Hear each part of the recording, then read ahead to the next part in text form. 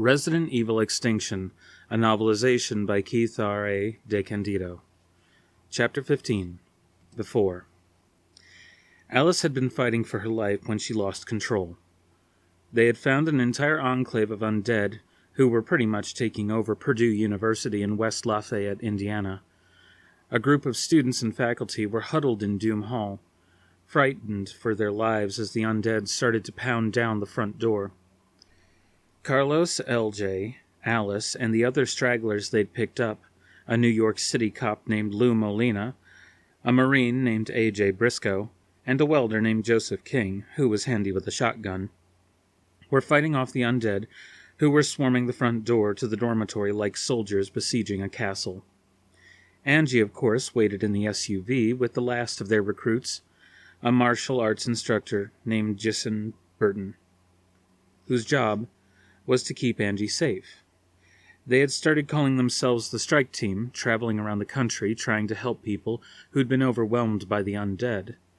There wasn't enough of a government left to organize national forces in that regard, so everyone was on his or her own. There wasn't anywhere in the continental United States that wasn't infected at this point. Rumors had been flying about Jill doing likewise after helping the FBI for a while, but most of the FBI was infected too. Then it happened.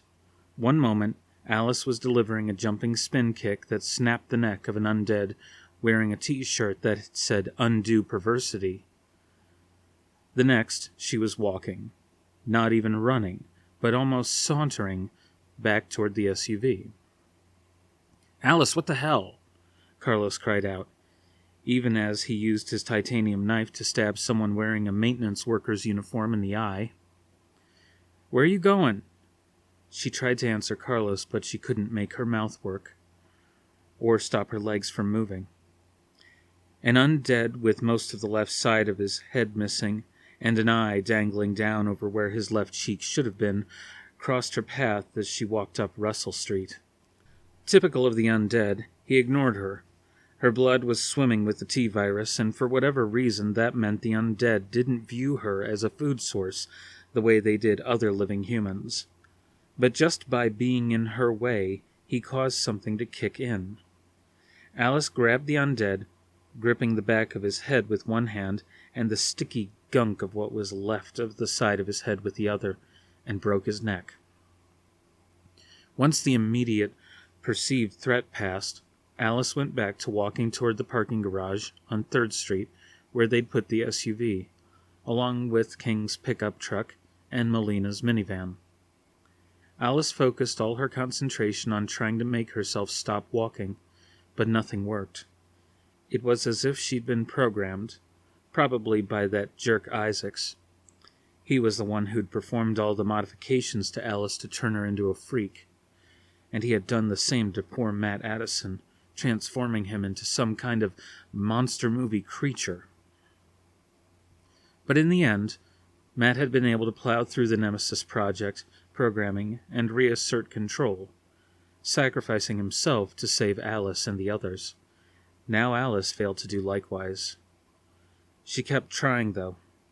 Matt probably had been trying to fight the programming the entire time Nemesis stomped through Raccoon City, massacring cops and people, and trying to do the same to Alice. His persistence eventually paid off, and Alice's would do likewise. At least, that was what she hoped, so she kept fighting. Jason was standing outside the SUV, Angie inside doing something on her laptop. "What's happening?" Jason asked as Alice approached. Alice desperately wanted to answer her, but her mouth refused to form the words. Worse, Jason was standing directly between Alice and the driver's side door to the SUV, which, based on her reaction to the undead with half a face, meant that Isaac's programming probably would cause her to remove Jason with extreme prejudice. Sure enough, Alice turned her body and then leapt into a jumping sidekick, aimed straight at Jason's head. Never was Alice more grateful for the fact that Jason's martial arts training was as good as Alice's own. A 3rd-degree black belt in Kenshikai Karate, Jason easily dodged the sidekick by ducking and rolling on the parking lot pavement. For her part, Alice instead kicked the window of the driver's side door, shattering it. She fell to the ground, then quickly clambered to her feet. There was no pain, but there almost never was anymore. Between the T-virus and Isaac's tampering, Alice was beyond such irrelevancies as pain now. Physical pain, at least. Mental anguish, however, was in full bore as she and Jason started sparring. Jason kept trying to ask Alice what was going on between kicks and punches, but Alice said nothing, no matter how hard she tried to speak. At one point, Jason let loose with an axe kick. Her heel slammed down onto Alice's head with a bone-jarring impact, and Alice fell to the pavement. Only then did Jason take out her weapon. A Glock that King had given her. "What the hell is going on?" she asked, her breath ragged. Moving far faster than even Jason could react, Alice slammed her palm heel into Jason's nose. "No!" Alice used every urge of willpower she could gather up to try to stop herself, but nothing worked. She was convinced that she'd just killed a friend. But then Jason got up, blood pouring from her nose. Miraculously, Alice hadn't hit her hard enough for the skull to crack and send bone shards into the brain. Or perhaps Jason had simply pulled her head back enough to dull the impact. Inside the SUV, Angie was screaming. Perhaps she'd been screaming all along. Alice hadn't really noticed. 3 undead shambled toward them. Alice wanted to shoot them in the head, but she was only able to get herself to pull out her weapon. She couldn't make herself aim it at the undead. Instead, she aimed it at Jason. For her part, Jason didn't hesitate. She shot Alice in the shoulder. This time there was pain, albeit briefly, as she felt the sizzling heat of the bullet rip through her shoulder, flesh and muscle being torn apart by the projectile. Before Alice could retaliate, a 4th undead she hadn't noticed leapt onto Jason's back. Angie's screams got louder. Jason flipped the undead over her shoulder and shot it in the head with her Glock, but by then the damage was done. The creature had bitten into her shoulder. Somehow, Alice's programming recognized that, and she turned, holstering her weapon, and opening the door to the SUV. "Alice, don't make me shoot you again," Jason said. But when Alice turned back around, Jason was too busy fighting off the other 3 undead to make good on her threat. Again, Alice tried to force herself to help rather than hurt her friend. Again, she failed. Instead, she got into the car, ignored the shards of broken glass on the seat, and started the SUV up. "Alice, what's going on?" Angie asked, her screams having subsided. She put the SUV into gear and drove out onto 3rd Street, working her way through various local streets until she found herself at the entrance for I-65. For hours she drove, first on 65 north to Gary, then east on I-94, not stopping until the gas tank was almost empty. When that happened, just outside Albion on 94, she pulled into the abandoned Enco gas station. In fact, the entire town of Albion appeared to be abandoned. It didn't take long for Alice to gimmick the pump to give her fuel. And then she got right back into the SUV. She felt no pain in her shoulder. The bullet had gone clean through and had now completely healed. Only some leftover blood stains and matching holes in her shirt gave any indication that she'd ever been shot. Angie could have run when they stopped, but she was a smart kid. Where would she go? They were in a small town in Michigan, heading who knew where, and she was just a kid with no visible means of support. She was immune to the undead, it was true. They simply ignored her the way they generally ignored Alice. But she also knew that she was better off in an SUV with Alice than in the middle of Michigan by herself, even if Alice was acting strange. Eventually, they made their way to Detroit. Amazingly, given its reputation, it was one of the few big cities that hadn't been overrun by rioting and looting and roving packs of undead.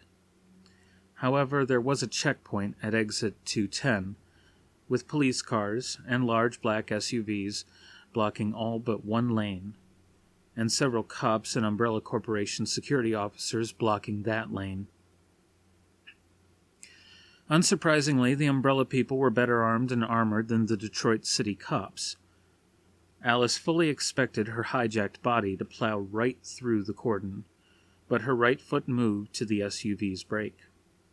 A city cop and an Umbrella thug, whose nameplates respectively read Plexico and Fernari, stood outside the driver's side window. Alice obligingly lowered the window with the push of a button. "I'm sorry, ma'am," Plexico started, "but this—" Fernari interrupted. "Let her through." Alice finally placed the name. Fernari was one of the people she'd trained back in the old days, when she was in Security Division. She recalled Fernari as being something of an ass-kisser. Plexico whirled around. "Say what? Look, we're letting you jerks help out as a courtesy, but I am not letting some random woman into town on your say-so." Fernari seemed unimpressed. "She's with Security Division, and the girl in the back is an important test subject. Her presence at our facility is vital to our attempts to find a cure for the T-virus." "You gotta be kidding me." Plexico let out a long breath.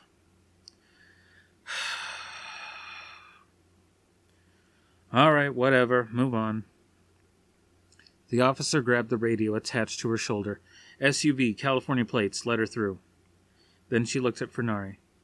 "This is on you." Ignoring her, Fernari looked at Alice. "Go on through, Miss Abernathy. Dr. Isaacs is expecting you." More than anything, Alice wanted to punch Fernari in the nose. Instead, she drove ahead, grateful at least to have it confirmed that Isaacs was behind this. "They'll want to kill us both."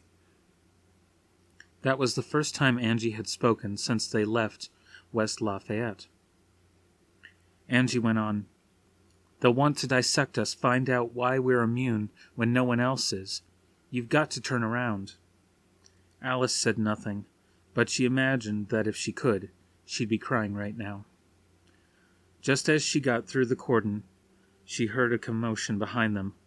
Looking up at the rear view, she saw a familiar minivan barreling down 94 and not slowing for the checkpoint. It was Melina's minivan, and Carlos was behind the wheel. Even as Alice mentally cheered, her foot slammed down on the accelerator. She'd been to Detroit only once or twice in her life and had never really learned her way around the city, so she had no idea what streets she was taking once she got off 94. But no matter where she went, Melina's minivan, and after a minute, several cop cars, sirens blazing, followed her. Conveniently, there was no one else on the streets. Apparently, martial law had been declared in Detroit, and no one was allowed on the streets who wasn't authorized, which meant Alice could zoom through side streets at 70 miles an hour without even seeing another car, besides the one following her. Turning a corner, she found herself at a giant building complex with Umbrella's older logo, a stylized U with an umbrella sticking out of the right-hand portion of the letter atop it. The Detroit branch of the Umbrella Corporation had always been a minor facility, but with the practical elimination of all the West Coast locations, it had grown in significance. About 50 armed members of Security Division were waiting for them at the parking lot entrance. 4 of them stepped aside to let the SUV in. Then they closed ranks and started firing on the minivan, which had just turned the corner to follow them. Through the rear view, before going down into the underground parking garage, Alice saw the minivan fly past the entrance. Carlos at the wheel, Melina and LJ firing at the security guards, who fired right back, riddling Melina's minivan with holes. Alice silently wished them luck as she pulled into a spot where Isaacs and 4 more members of Security Division were waiting for them.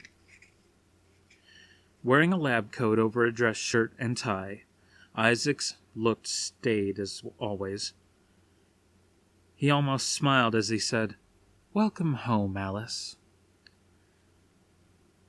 "Thank you, Dr. Isaacs," Alice said unwillingly. Peering into the SUV's back seat, he added, And I see you brought a friend. Very considerate. And as we were wondering what happened to Dr. Ashford's unfortunate daughter, he sighed. Still, I'm afraid she's not terribly useful. The form of the T-virus her late lamented father infected her with bears very little resemblance to what's floating about in the air now. It's mutated far beyond her ability to be useful to us. Isaac straightened up and looked right at Alice. So I'm afraid you're going to have to kill her. Without hesitating, Alice unholstered her weapon and aimed it right at Angie. Chapter 16. After. Claire wandered around the camp they'd set up near the Desert Trail Motel. They did this every night, not always in a town. Park all the vehicles in a circle and keep everyone inside them, like the way they used to circle the wagons against Indian attacks in the Old West. The difference was that the Indians were just defending their land, but Claire's homesteaders were trying to survive. In truth, they were more like the Indians, being overrun by a superior force. It was a hell of a way to fight a war. Every time the enemy got one of you, they added one to their own ranks. It was impossible to win against those odds. Claire wondered sometimes why she bothered fighting. Then she would look at the picture of Chris on the sun visor, and she kept on going. As she passed by them, setting up cooking fires, stretching, what have you, every member of the convoy nodded to her. She wasn't really sure how or when it had happened. She had been just another refugee that Carlos's strike team had picked up. But as time went on, she became the group's leader. She wasn't really qualified. Carlos had more experience in that regard, but even he deferred to her after a while. LJ had called it natural charisma, which he mispronounced charasma, and Claire figured that was as good as an explanation as any. She passed by the generator and waved to Kmart, who waved back with a screwdriver. The girl was puttering about on the thing, making sure everything was working right. When they had found her, she had kept herself alive by making use of the various pieces of survival equipment the store had in proper working order, and she had become a very skilled self-taught mechanic. Next was the Emco tanker, where Chase McAvoy stood on the tank roof, opening the hatch as ever. Chase wore his cowboy hat.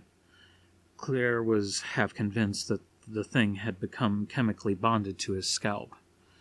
Looking up at him, she said, "Permission to come aboard?" Chase chuckled. "Permission granted." He muttered, "Like you need it," just loud enough for her to hear. Claire grinned as she climbed the ladder to join him on the roof. It was important to her to maintain certain protocols and rituals. In many ways, it was all they had left. "You check out the gas station yet?" she asked as she got to the top. Pulling out a long measuring rod from the now open hatch, Chase shook his head. "Bone dry." "How's it look here?" Wincing, Chase examined the tip of the rod. It had a smattering of fuel and a lot of rust flakes. He looked up at her. "If you can run those trucks on rust, then we're in great shape." "Damn it." Claire also shook her head. "I'm starting to think we're going to need to drive down to Texas and dig for oil." Chase's face actually went pale at that. "Let's save that for last resorts, okay?" "I was kidding, Chase," Claire said, putting a hand on his shoulder. She didn't know much about Chase's past. They'd found him in Oklahoma, but she knew he was from somewhere in Texas originally. Obviously something had happened to him there. "Anything you want to talk about?" "Not any time soon." He put on a brave smile that was fake as all get out and exaggerated his drawl. "I'll be fine, little lady. Don't you worry none." She nodded and climbed back down the ladder. He needed therapy. They all did. But it looked like the zomboids got all the shrinks. Over at the 8x8, Otto was doling out the evening meal, cans salvaged from all over, the labels having fallen off. With a smile and a wink, Otto would grab a can at random, shake it, and announce its contents with confidence. The fact that he was talking out of his butt was less concern than the smiles he was able to elicit. He had probably been a great teacher. "Pork and beans," he said to one customer, who walked. Then he grabbed another can, shook it, and handed it to Becky. "Peaches." Next up was Ida, a little girl of about 8. Otto shook another can and said solemnly, "Cat food." Ida's face fell. "Just kidding," Otto said quickly. "Pork and beans." "Not peaches?" Ida asked, though her face had brightened. "Maybe you can trade with Becky." Ida grabbed the can and ran toward Becky. "Claire Redfield," Otto said as she approached. He grabbed a can and weighed it first. "Soup." Then he shook it. "Cream of mushroom." Rolling her eyes, Claire said, "Nonsense." She grabbed the tab and pulled open the can. Inside was cream of mushroom soup. She smelled it, to be sure, and the wonderful fungal smell wafted to her nostrils. "I'll be damned, how'd you know that?" Waggling his eyebrows, Otto said, "I have my skills." Then he sighed.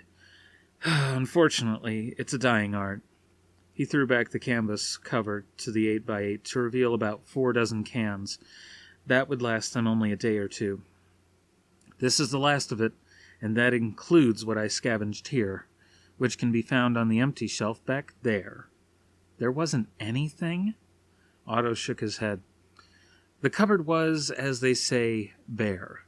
Come Wednesday, we're screwed." Claire frowned. "I thought today was Wednesday." "I thought it was Monday," Otto shrugged. "It's one of the ones that ends in a Y." "Hardy har har," Claire sighed, and held up the open can. "Thanks for this." "No problemo, boss." Peering around, Claire saw that one of the cooking fires was next to the news truck. Mikey was probably in there with the radio. A can was sitting on the cooking fire, smoke rising at a great rate. Claire took it off. It was Spam, and it was starting to burn, and put her own can of soup there. Climbing into the news truck, which Lyndon had repurposed to be a communications center before he died, she saw Michael Ferber, wearing his usual white button-down shirt and thick plastic glasses. He held a headphone earpiece to one ear and spoke into a small microphone. "This is Claire Redfield's convoy. Present location, the Desert Trail Motel, latitude 35, longitude 115. Calling any survivors. Repeat, this is Claire Redfield's convoy. Our present location is the desert." At Claire's approach, he whirled around, scared at first, then breaking into a goofy grin at the sight of Claire. "Oh, hi." She handed him his Spam. "You almost burnt this." "Oh, I forgot." He blushed. Claire tried not to roll her eyes. "I don't really care, Mikey. The perimeter up yet?" Mikey nodded. "Almost done." "Who's out there?" "Olivera." She pictured Carlos on the quad bike that they'd liberated from Irwin, along with the Sentinels, cobbled together by Carlos, Mikey, and the now-deceased Lyndon and Emma from equipment both in this truck and taken from Irwin.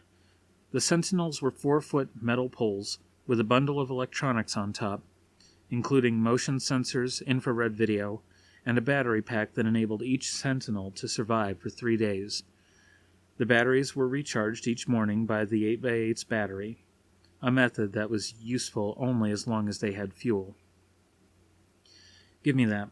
Claire held out her hand, and Mikey handed her the radio mic and headset. "Hey, Carlos." Carlos replied a second later, the motor of the quad bike purring in the background. "Claire? All that smoking's been slowing you down. Get your butt in gear, old man. I want my perimeter up." "Always a pleasure, Claire." Carlos's wry smile was clearly audible. Chuckling, Claire handed the mic and headset back to Mikey. "So you were a motivational speaker before?" Mikey asked. "If not, you should have been. Might have gotten me out of this job." Claire could, for the 900th time, tell Mikey that she didn't care. The screens in front of Mikey lit up with the green-tinged images from the infrared cameras on the Sentinels. Mostly, they just showed images of the desert. A few showed what few buildings hadn't been covered in sand. Mikey checked over everything. Last sentinel in place.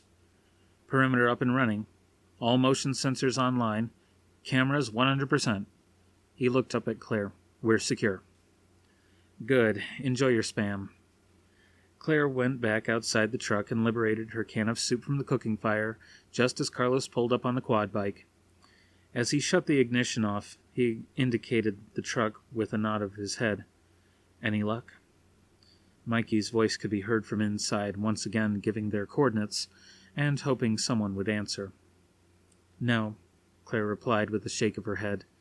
And this place is dead. No food, no gas, nothing. How much farther can we go? She shrugged. Maybe 2 more days. I don't know what to do. Carlos put a hand on her shoulder. We keep fighting. No matter what happens, we do not give up. That's what we do. Claire looked up into Carlos's eyes. He'd been in the thick of this fight since before Claire even knew where Raccoon City was. She recalled seeing the story on the news about the nuclear reactor, looking at Chris and asking him which state Raccoon was in, and Chris didn't know either. Since then, she shook it off and gave Carlos what she prayed was an encouraging look. Right. He nodded and wheeled the quad bike over to the 8x8 where it was kept. Besides, Carlos hadn't gotten his nightly meal yet. Spoons were a luxury, so Claire started sipping the soup straight out of the can. The soup was watery, the mushrooms barely even tasteable, and it was the finest meal Claire had ever had. She headed to the Hummer. Time she got some sleep. Carlos watched Claire head over to the Hummer and wondered if she realized how important she was. She probably didn't. That was why she was such a good leader. For Carlos's part, he was happy to turn it over to her. He'd been a leader of men and women before, and it ended badly. Every time someone put him in charge of something, he thought about Nikolai and Yuri and JP and Jack and Sam and Jessica. They had been a team, and a damned good one. That lasted right up until Carlos made a simple decision to save a woman's life. It was just supposed to be recon. They were doing a flyover of Raccoon to make sure that all of Umbrella's essential personnel got out. Carlos saw a woman being chased by a horde of zombies, and he went down to help her. The rest of his team followed. They were loyal. That loyalty killed them. The helicopter flew off, and they were written off by the company as expendable. The hell of it was, they hadn't even been able to save that woman's life. Then, one by one, they all died. First JP and then Jack, both of whom were then zombified. Carlos had to shoot JP in the head, and Jack killed Jessica and bit Sam before the latter was able to break his neck. Sam ate her gun after that. Yuri was infected too, and he was lost pretty soon. And then Nikolai was mauled by those dogs in the school. 6 people, his team, his responsibility, all dead because Carlos wanted to save a life. Then when he tried again with the strike team, that failed too, from Gisson, King, Molina, and Briscoe to Lyndon, Heidi, and Alex, not to mention Alice disappearing, Jill being captured in Idaho, and poor Angie. Carlos kept losing people he was responsible for. No more. Let someone else take the heat. He'd had enough. He went into the news truck. Mikey was doing his thing. Field's convoy, broadcasting for any survivors. He sighed, and a tinge of frustration leavened his usual professional tone. Is there anybody out there? Broadcasting for any survivors? Anybody out there? As much to distract him as anything, Carlos asked, Anything? Lowering the headset from his left ear, Mikey shook his head. Static. Same as last week and the week before that. Carlos nodded, muttering, and the week before that. I'm starting to think there's nothing left out there, that we're the last. Since departing California with Betty and Emilio, and nobody else on the entire West Coast, Carlos had felt exactly the same way. Somehow he managed to bite back an agreement. That wouldn't do anyone any good. He screwed on an encouraging look that he hoped to God he'd long since stopped believing in was convincing. patted Mikey on the back, and said, "Don't worry. There will be others. There has to be." And Carlos's words were true. There was simply no way that they could be the last 30 humans on Earth. It just didn't scan. The world was a big place, and the T-virus couldn't have gotten everywhere. He clung to that hope. It was pretty much all he had left.